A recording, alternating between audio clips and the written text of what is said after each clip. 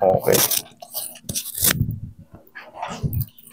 Lumbar lordosis. Okay, upo ka dito, sir.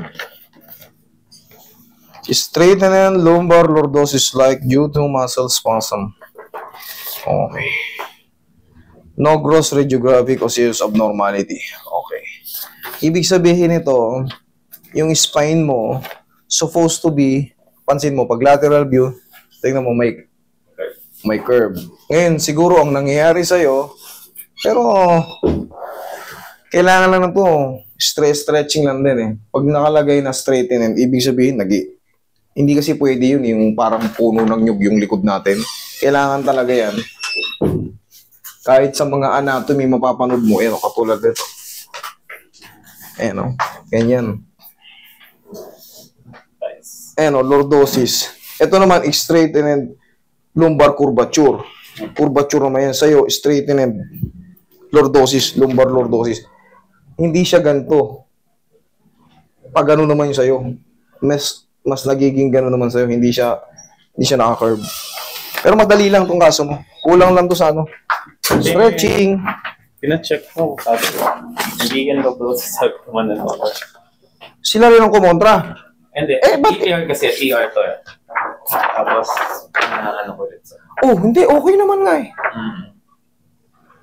Pina-check mo, hindi lordosis, tama. Kita mo naman ang ganda nung mo. That is good. Kumbaga makikita mo naman, di ba sabi ko sa'yo, pagka dapat sa lateral view, talagang kailangan nakaganito siya. Yan.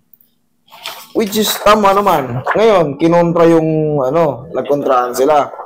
Anong sabi ngayon sa'yo? Kasi itong magpapatunay. Pag muscle spasm lang, kahit nakapikit, madali lang yan. 1 month na kasi. 1 month na. Hindi. Mayroong tinatawag dyan na mga discompression. Kung nag-negative ka rito, ito, idol, ipacheck mo to. Yung mataas, medyo, tsaka to. Ito lang napapansin ko dyan. Kasi yan, very good yung mga yan. Yung mga space na yan. Pero ito, idol, itong sa taas. Nakaramdam ka na rin dito? Sabi ko sa'yo eh. Ayan. Siyempre sa akin, kahit sa x-ray lang, may makikita akong spot naman to, dito to. Sa baga na to eh. Itong spot na to. Sorry. Mataas na masyado yan. Dito na to. Dito na to. Dito na yan. Pero ito, magbibilang ka lang. 1, 2, 3, 4, 5. Ito yung pinaka 5. 4, 3, 2, 1. Ayan, hanggang dyan. Tapos, di ba sumakit pa rin yung ganito mo? Bitin kasi. Ito ang mayroong compression na, idol. Tapos dito sa may L5S1, ito may sumabit lang ng konti. Konti lang. Before yung incident, ito, matagal ko na itong... Ito mo. Tumutugma yung explanation ko. Kahit medyo kulang. Pero syempre, idol, makikita ko yan eh. Makikita ko yan. Ayan Meron ka bang disgrasya before? Wala naman. Ano lang ginawa mo? Yung incident lang kasi. Yun nga, nahulog ako. Nahulog ka? Okay. Ito yung nireklamo ko. Kaso ito kasi matagal na to. Kaya hindi na, sabi ko nga sana buo ko lang. Hindi, ano yung nangyari sa before? Wala. Kumbaga, ano yung posture lang. Pero kita mo, na-detect ko. Kahit hindi tayo radiologist, hindi tayo doktor, hindi tayo kung ano man. Pero pagka pinakita mo sa akin yung x-ray mo, kita nyo naman tumutugma. Yung sa'yo, tignan mo, nagkontrahan sila. Sabi, hindi lordosis, pero pinatingin mo sa kanila, nakalagay rito, lumbar lordosis, straightening lumbar lordosis. Kasi x-ray, no? Tapos ito yung result. Tapos pa-check ko sa doctor. Hindi yung lordosis. Siyempre, pagbabasihan yung strengthening. Hindi naman eh. No. Di ba sabi ko kasi dapat ganyan? Ganun ang lumabas. Tama naman. Bala na sila. Sila nagkontrahan. Pero para sa akin, tama yung hindi siya lordosis. Kasi nakaganon talaga. Maganda naman yung pagkakaano. Hindi rin siya over. Hindi rin siya exaggerated. Meron kasi tinatawag na exaggerated curvature. Lumbar lordosis. Pero to hindi siya exaggerated. Sakto lang yun. Okay, para sa inyong kaalaman lang. Meron tinatawag na exaggerated na lumbar curvature, which is lordosis tawag din. Nakalagay kasi sa'yo, hindi exaggerated. Para sa ano lang, for your information lang. Hindi siya nakalagay na exaggerated straighten ang nakalagay. Straighten. So, doon tayo magpupokus, straighten kasi alam na, kahit pa paano alam naman natin yan. Kaya nating explain yan, kaya nating ayusin din yan. Yun ang mahalaga. Kaya nating ayusin, hindi puro explain lang. Kaya nating ayusin yan. Ang nangyayari sa idol, sa tingin ko, discompression. Which is sa mga prolonged sitting, sa pagbubuhat, doon naman na nakukuha yan. Ang tanong pag matagal na ako, yung sa tail ko dito. Parang sumasayad na yung mga ano. Tapos, yung dito ko naman, kapag nakiga. Ngangawit. Okay. Tuturuan kita ng mga stretching dyan. Yung mga nararamdaman mo, yan yung mga pangkaraniwan na problema sa balakang. Pero hindi naman severe. Ang severe kasing, ang ibig ko sabihin sa severe, yung, master, sakit talaga. Ikaw hindi ka pa naman, tayo ka.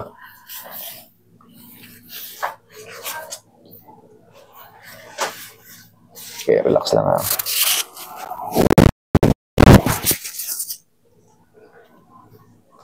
Okay, straight mo lang yung ulo mo. Yan. Laglag mo lang yung katawan mo sa akin. Sabi. Rinig-rinig sa speaker yun. Higang patagilid. Diyan ka lang. Sige, higang patagilid. Tapos ito, sa L5S1 mo, doon ako nakakakita ng parang dumikit yung dulo eh. Pero very light lang naman yun. Yun yung iniinda mo. Pansin mo, sa pinakababang-baba mo na nararamdaman. Parang sa pinakapuwetan. Excuse. Hindi siya sa middle, sa upper middle, ganyan, no? Okay, relax. Other side.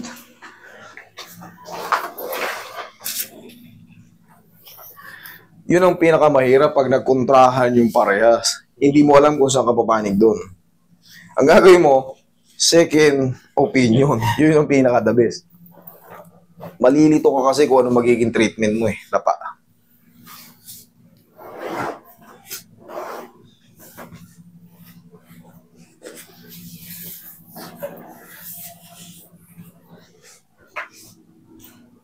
Pero yan, kaya natin yan, idol. May tuturo lang akong stretching sa'yo. One to lang, napapanood mo na yun eh. Yun lang. Op. Huwag mo lalabanan na. Relax lang ha.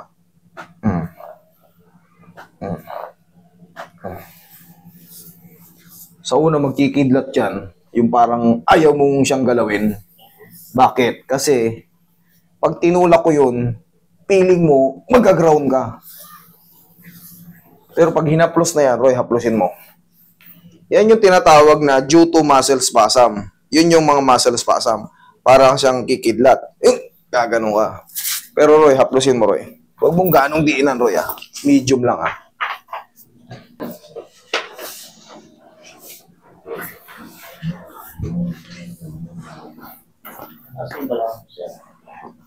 Okay.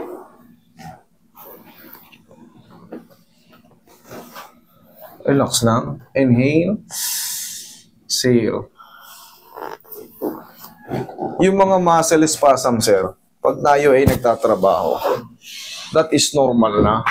So, ang gagawin natin, itong pau na to, malaki ang tulong nito.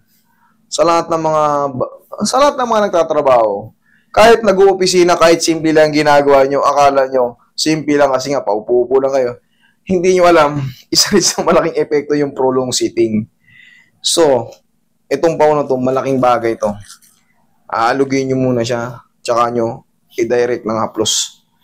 Kahit hindi ganong, kumbaga yung madiin, hindi ganun nyo lang sa mga likod nyo. Malaking bagay yan, magiginawaan kayo. Para kahit paano, hindi kayo nagsisibir. Kasi pag nagsibir na siya, para kayong, siyempre, alam nyo na may itsura ng sibir, malala. Hindi kayo makakilos ng maayos. So, yung kaso mo, sir, yung kaso mo, mas nakita ko pa yung old kaysa yung present ngayon na nirereklamo mo. Mas madali yung present eh. Yung ano na yun, oo, umaano naman yung gumagaling yun, pero pakaingatan mo yung magbubuhat ng mabibigat ah. Huwag na huwag ka magbuhat ng sobrang bigat. Pagka alam mong parang nag-aalanganin ka, parang hindi ko kaya, no, patulong ka na lang. Huwag mong pupuwersahin. Pag tatayo, tagilid muna. Tagilid ka. Doon. Tagilid ka, tukod mo yung siko mo. Yan, babaan pa. Yan ang tamang pagtayo.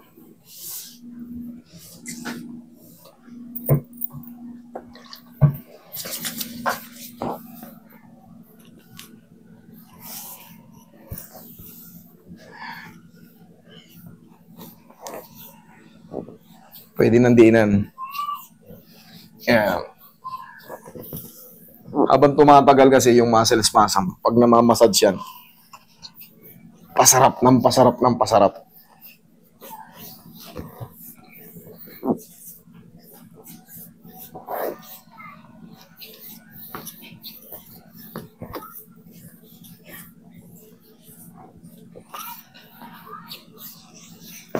Okay.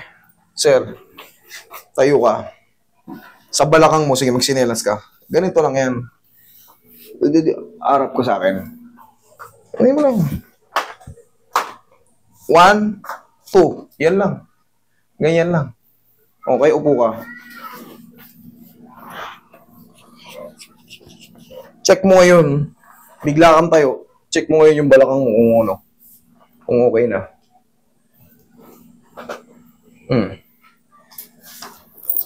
Ganun ka pa.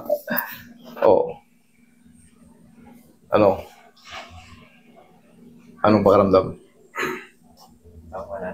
Ha? Parang wala na. Sabi ko nga sa'yo, madali lang yung kaso mo. Itong pakaingatan mo, yung bagong kaso mo, wala yan. Sisiw na sisiw yan. Okay? Yung old, yun lang. Okay? Kung di man siya masakit ngayon, pakaingatan mo yun. Kasi yun dun sa'yo, good yun. Okay? Wala na.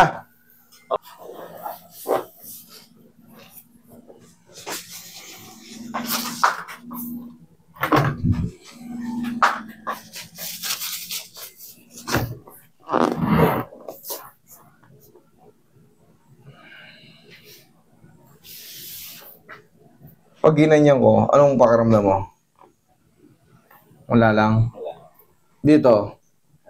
Dito. Dito. Dito. Dito sa may ano? Diyan, dito. Yan. Okay.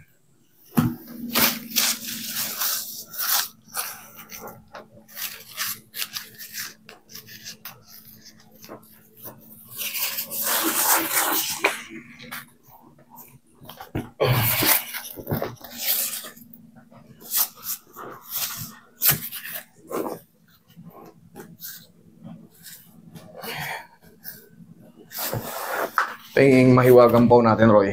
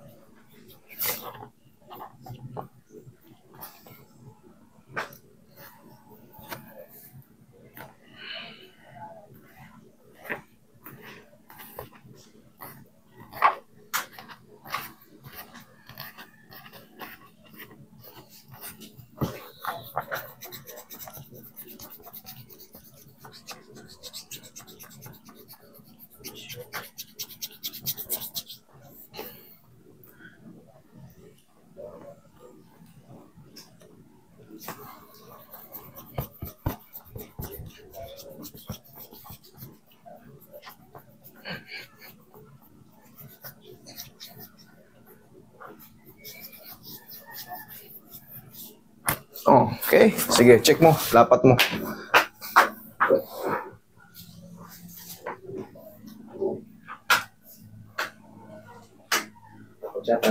Wala. Nawala? Kasalanan mo yan, pumunta ka rito. Okay?